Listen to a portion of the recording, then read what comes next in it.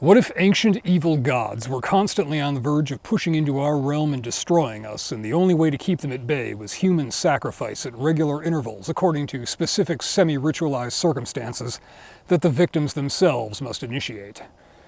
Maybe they were content to leave this to chance a few thousand years ago, but we're a technological civilization with the whole world at stake. We're not going to rely on some randos playing with cursed objects, not when systematizing the killing of human beings is what we do. Society needs to crumble. We're all just too chicken shit to let it. Hold that thought. The Cabin in the Woods not only deconstructs the tired tropes of the horror genre, but the basis of modern society with its depiction of industrialized ritual sacrifice. The careful planning, the vast resources brought to bear to ensure the targets are killed in the prescribed manner, coupled with the utter banality of the bureaucracy that facilitates it. The film lands a little closer than we'd like, even while we laugh at the absurdity of it all. The setup is classic. A group of attractive young people head out to a remote cabin for a weekend. We've seen this countless times. They're repeatedly given signs that things are amiss, but they're hell-bent on making bad decisions. One way or another, they unleash a murderous entity that destroys them, all but the final girl, who is left standing at the end. But it's all been carefully orchestrated, leaving just enough choice to satisfy the evil gods' need for their sacrifices to be volitional and active participants in the ritual, but scientifically managed to minimize the likelihood of anything going awry. The victims determine the details of which monster in what way, but the overall outcome is heavily rigged.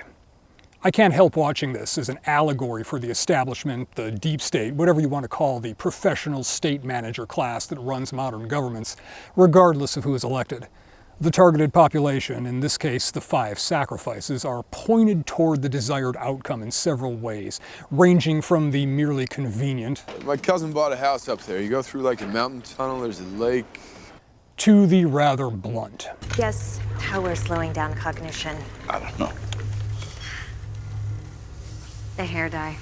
Dumb blonde, very artistic. But never crossing that line of physically dragging them into the temple to be slaughtered, as though the Aztecs hired Edward Bernays to do marketing to make people line up to be sacrificed to the gods.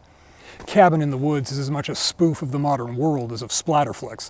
A bunch of technocrat professionals micromanaging details to ensure that the world keeps on going as it has, leaving just enough room for the people to choose their evil. Also, that leaves just enough uncertainty to have a good betting pool. How can you wager on this when you control the outcome? Oh, we just get them in the cellar. They take it from there. No, they have to make the choice of their own free will. Otherwise, the system doesn't work. But detached indifference to the suffering they're directly facilitating isn't just for sacrifice managers in a movie or concentration camp guards. It's kind of how our whole society works.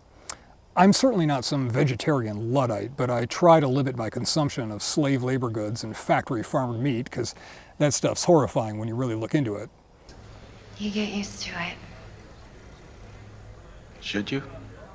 In many ways, our modern world runs on ritualized blood sacrifice. Now, I can almost hear the cries against capitalism, but it was like this long before the capitalists. And the anti-capitalists of the last century, not better. But it's with this comparison in mind that I look at the rest of the film. Everything seems to have gone to plan, all the necessary sacrifices made, with the virgin's death being optional as long as it's last. Virgin, we work with what we have. Cue music, pour the drinks, the great old ones will continue to nap. Only it's not over, because Shaggy here escaped death and saves our final girl, thus throwing the whole thing off formula. It's here that they discover a catalog of horrors stored below, all neatly filed in individual boxes, waiting to be called up should their cursed artifact be activated. This can be taken as another metaphor for the modern age, everything neatly classified and individually stored, each understood in isolation and used from that standpoint, without really appreciating the raw power of their interaction, that they're not just discrete things, but connected facets of a whole other world with different rules. Everything's filed or recorded or blogged, right? Chips in our kids' heads so they won't get lost. Marty, the bumbling stoner, the fool, brings wisdom to those who can tease it out. But few listen to the fool because so much of what he says is just goofy and weird. I thought calling this channel Fool on a Hill would be a little too on the nose. There's a few moments in this movie that really just hit for me, and one of them is when Dana and Marty hide in a control booth trying to escape these Umbrella Corporation-looking SWAT guys sent to hunt them down. They have one possibility for escape.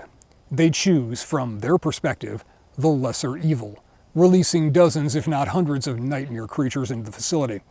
All the effort, the planning, the infrastructure to catalog, contain, and utilize the dark forces makes this absolute batshit crazy bloodbath possible. For all their careful planning, both the victims and the monsters got out. And the lesser evil choice comes up again. Marty and Dana, having fled down into the ritual chamber just above the slumbering old ones, meet the director of this agency, who makes her case for why Dana must kill Marty to save the world. We're talking about the agonizing death of every human soul on the planet, including you. This could have been played as a straight-up solidarity against the oppressor, you have to be better than the evil you're fighting kind of scenario. But it wasn't, because when the world, everything she's ever known, is on the line, Dana is going to do it. She's going to save the world that put her through hell by killing the last of her group of friends. I'm sorry. And is she wrong? It's a choice between the murderous force we know and the one we don't. Giant evil gods indeed. But Marty isn't passive here. He sees that wolfman. So am I. Mayhem ensues, the director is killed, and the two of them are wounded but alive as the ground begins to rumble with the anger of beings unsatisfied with an incomplete offering. And I kept wondering, is she gonna do it? Even as they lit up one last joint, I wasn't completely sure that she decided to let it all burn. Letting the familiar be destroyed is terrifying. Even if the familiar is horrific in its own way, the familiarity is somehow comforting. Giant evil gods. Ancient god things remaking the world in their image. There's no frame of reference for that. It's hard to say for certain whether that world will be more nightmarish than ours, or just more open about its nature. Either way, at the end, Marty and Dana weren't too chicken shit to let society crumble. I give them credit for that. Have a good Halloween, everyone, even if you live in a country that doesn't observe this particular little ritual.